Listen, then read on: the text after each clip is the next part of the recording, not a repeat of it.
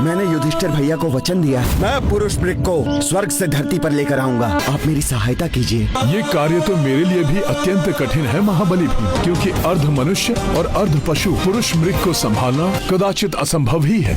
मन की गति से भी तीव्र वेग से चलने की क्षमता है उनकी। जहाँ उनके चरण पड़ते हैं वो स्थान पवित्र हो जाता है, किंतु उनसे एक भयंकर बात भी जुड़ी हुई है, वो पुरुष का भोजन करते हैं। वो तुम्हें ही अपना आहार न बना ले। उस वचन को नहीं निभा पाया तो पुरुष मृग का आहार बनना ही मेरे लिए उचित होगा। नहीं अनुज, अब जब तक तुम्हारा अग्रज तुम्हारे साथ है ऐसी स्थिति कदापि उत्पन्न नहीं होगी। तुम निसंकोच स्वर्ग जाकर पुरुष मृग को इंद्रप्रस्थ जाने के लिए आमंत्रित करो। उसके आगे की चिंता तुम मुझ पर छोड़ दो। कल्याण हो। ओम नमः शिवाय।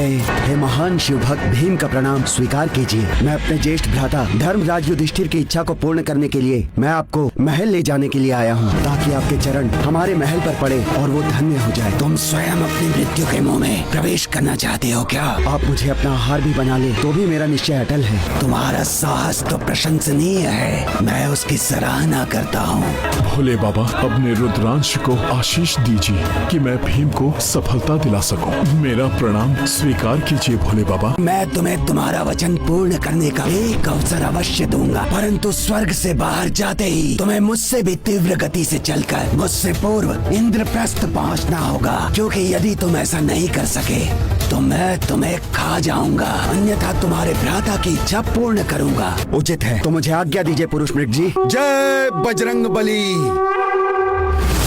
हनुमान जी मेरी रक्षा कीजिए। चिंता मत करो भीम, मैं हूँ ना।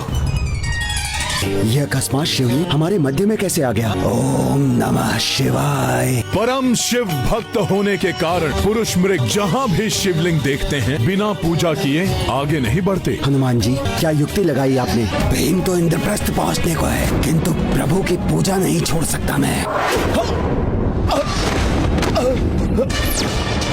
तुम परास्त हुए भीम, वचन के अनुसार अब तुम भोजन बनोगे मेरा।